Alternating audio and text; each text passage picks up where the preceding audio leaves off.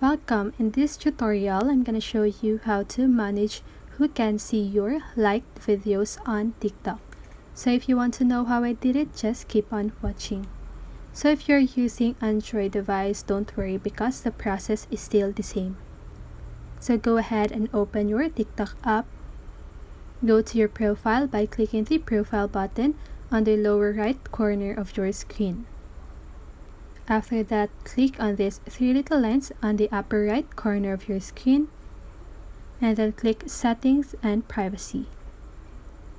Once you've done that, click Privacy. Scroll down until you see Liked Videos.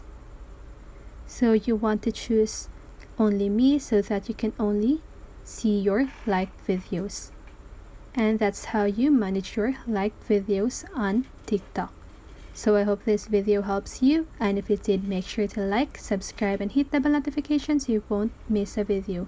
See you on the next one and have a great day.